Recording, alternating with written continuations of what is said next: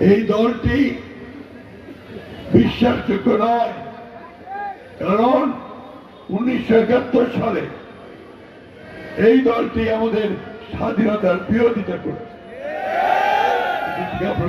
এই নির্বাচনে সবচেয়ে বেশি সমস্যা তৈরি করছে একটি দল। প্রথম দিকে যারা বলল যে জুলাই সনদ সম্পূর্ণ পাশ করে তারা নির্বাচন করবে, তারপর দেখা গেল ঠিকই নির্বাচনে আসছে। তারপরে যারা বললো যে তাদের দাবি দেওয়া না মেনে নিলে তারা নির্বাচন করবে না, আবার ঠিকই তারা নির্বাচন আছে। এই দলটি বিশ্বাসযোগ্য নয়, কারণ 1971 সালে এই দলটি আমাদের স্বাধীনতার বিরোধিতা করেছে। আপনারা সবাই জানেন তো, এই দলটি পাকিস্তান আন্দোলনের বিরোধিতা করেছিল।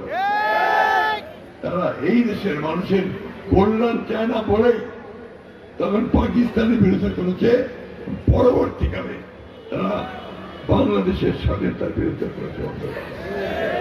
আজকে দেখলাম পত্রিকায় যে হেফাজতের আমির সাহেব তিনি বলছেন, আমি জানি না এটা ওনার কথা, যে জামাত ইসলামকে ভোট দেওয়া জায়েজ নয়।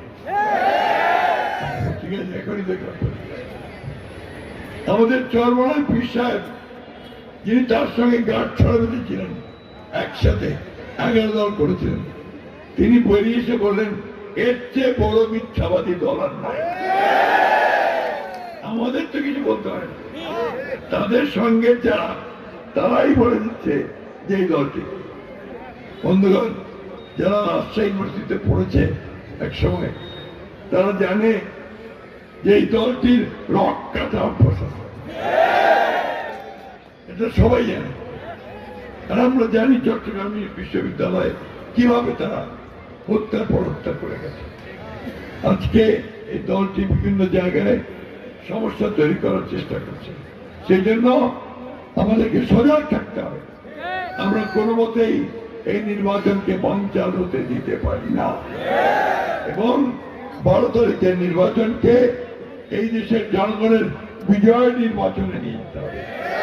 আর সেই বিজয় হবে বিএনপির বিজয়, সেই বিজয় হবে ধানের শীষের বিজয়, সেই বিজয় হবে আমাদের আজাদের বিজয়।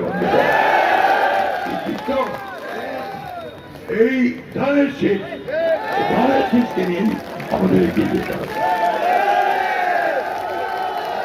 আপনারা নিশ্চয়ই